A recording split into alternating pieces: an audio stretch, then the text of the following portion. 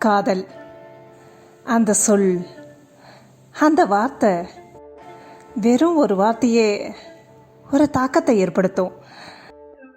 சிலருக்கு அது சுகமான வார்த்தை, சிலருக்கு மென்மையானது, வேறு சிலருக்கோ வருத்தத்தையும் வேதனையும் கொடுத்த வார்த்தை, இன்னும் சிலருக்கு வாழ்க்கையே முடித்த வார்த்தை.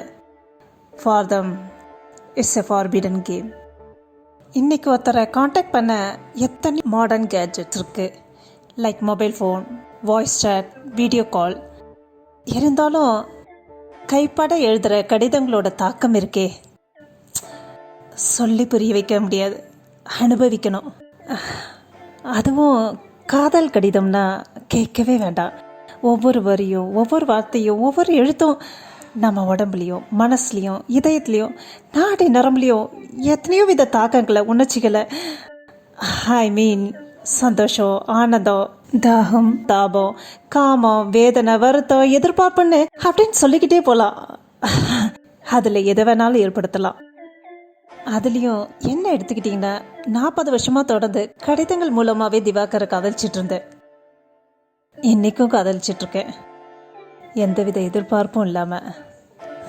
அப்படின்னு போலியாக சொல்ல மாட்டேன், எல்லா வித எதிர்பார்ப்பும் இருந்தது. அவனை அடையணுங்கிற ஆசை இருந்தாலும் அடைய முடியாத தவிப்பு இன்றைக்கும் இருக்குது. என்னோட 8 வயசில் திவாகருக்கு ஒரு பர்த்டே கார்டு கொடுத்தேன். அப்போது ஹி வாஸ் மை நெய்பர். 9 வருஷத்துக்கு அப்புறம், அதாவது என்னோட 17வது வயசில் அவன் காஷ்மீர் போனான். அதுதான் நான் அவனை கடைசியாக பார்த்தது. அந்த 9 வருஷ காலத்தில் எத்தனையோ விஷயங்கள், விஷமங்கள் நடந்தது. வெல், அதுக்கப்புறம் எங்கள் எக்ஸ்சேஞ்ச் ஆஃப் லெட்டர்ஸ் கண்டினியூ ஆகிட்டு இருந்தது, இன்றைக்கும் நடந்துட்டுருக்கு. நாங்கள் பேசாத விஷயங்களே இல்லை, டிஸ்கஸ் பண்ணாத டாப்பிக்கே கிடையாது. எங்கள் காதலை தவிர எத்தனையோ விஷயங்கள் அதில் அடங்கியிருக்கும். ஒவ்வொரு லெட்டர்லேயும் ஏதாவது ஒரு இன்ட்ரெஸ்டிங் பாயிண்ட் இருக்கும். காஷ்மீர் ப்ராப்ளம் இருக்கும், ஹியூமர் இருக்கும், பெயின் இருக்கும், காதல் இருக்கும், காமம் இருக்கும். In short, these letters are a bundle of human emotions.